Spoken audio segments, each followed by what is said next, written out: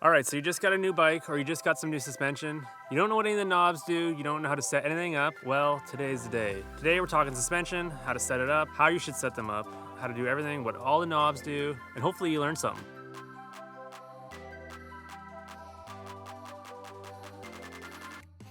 All right, so here's the tools you're gonna need.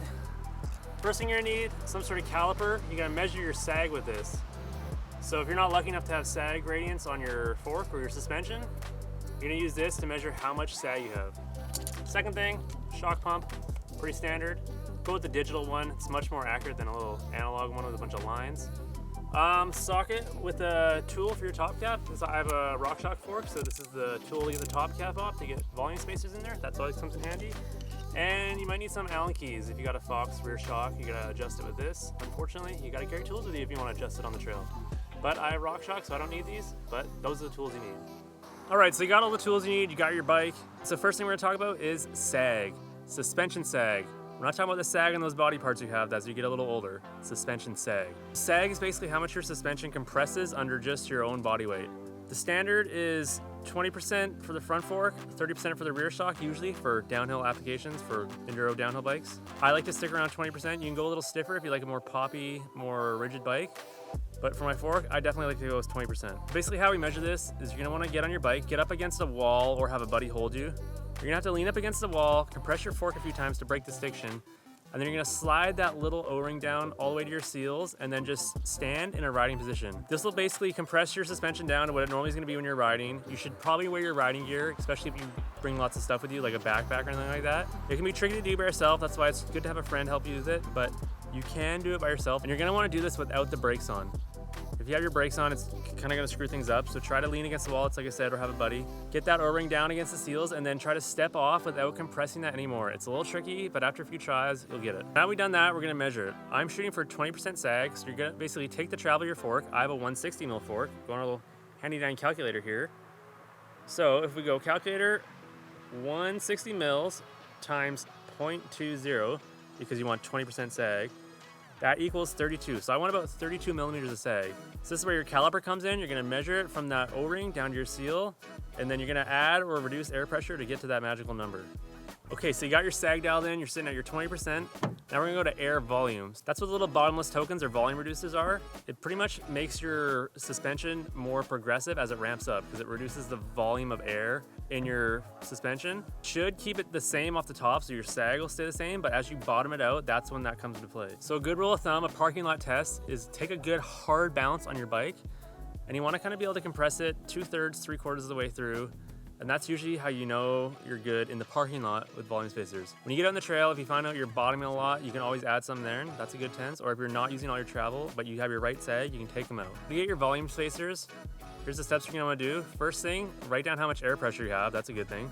And then let all the air out of your suspension because you're gonna be opening up that air chamber. Make sure your fork or shock is very clean. Dirt in your suspension is not good, we do not want that. And then you're gonna take that top cap tool that I showed you and then unthread that top cap, and then there'll be a little token screwed on. I'll show you mine right now. I don't actually have any extra ones to show you, but I have one installed. It comes one from the factory. I've left it in there because it works pretty good. And then you just add or remove them based on what you think you need. It's hard to get a good idea in the parking lot, but like I said, do that little compression and try to get like 2/3, 3/4 of the way through your travel, and that's how you should know you're good, but definitely take it on the trail, see if you're bottoming or you're not using enough travel. Okay, you got your air pressure set, you got your volume spacers. Next thing we gotta go to is rebound. I'm not talking about the time that it takes you to go from tinder date to tinder date. We're talking about how quick or how slow your suspension extends after a compression. So I think most high-end Fox forks has a high and low speed rebound, but lots of the entry level and pretty much all the RockShox ones, as far as I know, have just a, I think it's low speed rebound, but we're just gonna go with one rebound. So for the purpose of this video, we're just gonna talk about low speed rebound. So with all these rebound and compression adjustments, we're gonna kind of refer to it as open and close. So basically close is like fully clockwise. That's gonna be the most damping you can do. So with compression, it's gonna be stiffest, and with rebound, it's gonna be the slowest. And then if you go fully open, that's fully counterclockwise. That's gonna be the fastest rebound and the least stiff compression. So basically what rebound does, it shows how fast your shock extends after it gets compressed. Basically the less rebound damp you have, or the fully counterclockwise or open, that's gonna be as fast as it can be. So your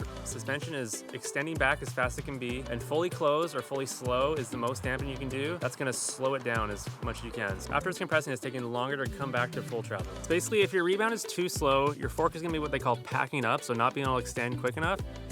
and it's just gonna keep sitting low in its travel, and it's not gonna be able to extend fast enough to use that full travel, and it's just gonna feel really harsh and really just stuck at the bottom of the fork.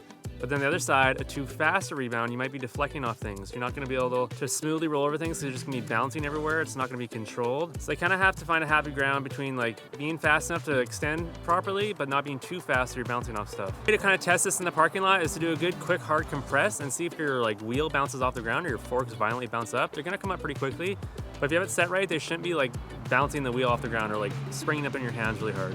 Okay, so now we're on to compression. Most suspension have at least low speed compression, and quite a few now have low speed and high speed compression.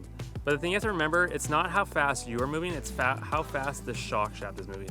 So your low speed shock shaft movements, that's gonna be things like body position, like moving front and back on the bike. It's gonna be like your corners, your pumping, your face of like jumps, like the compressions and like brake bumps, stuff like that. Your high speed compression, that's gonna be big drops, big sudden impacts, like harsh bumps, like holes. So the best way to kind of figure out what you like for these adjustments is what's called bracketing. Pretty much set everything in the middle, your rebound, your compression, and then go do a run. And you kind of start with rebound, then you go low speed compression, high speed compression. So you set your rebound in the middle, go take a run, kind of remember how it feels, and then go to close and see how it feels. Do you like it? Do you not like it? If you like it, close it 2 more times. See how it feels compared to the last. If you like it, you don't like it, say you don't like it. Go back a click. Do you like that or you not like it? And then so on and so on. You kind of just keep going in one direction and then feel whether you like it, don't like it, and compare. So another way to do it is do middle and then fully closed, fully open. See what you like better. Say you like fully closed better, so then go halfway between the middle and fully closed and see if you like that better. You're gonna wanna find like a section of trail, maybe like 20 to 30 seconds, and just hit it over and over and over again. It doesn't matter how familiar you are with it, you're just trying to feel how the bike feels on the certain terrain and the adjustments you make. All right, so I hope that all made sense. I hope you got your suspension set up good now. You're nice and dialed. Everything feels super good. If any of that was confusing, definitely leave a comment below. Stuff can be pretty confusing. I used to just set it and forget it on my bikes back in the day, but now I've got a lot more nerdy about it. I've tried things out, and once you kind of understand how it works, you can get your suspension feeling so much better, and it's just such a game changer. Make sure you like the video, subscribe. We'll see you next time. Thanks for watching, guys.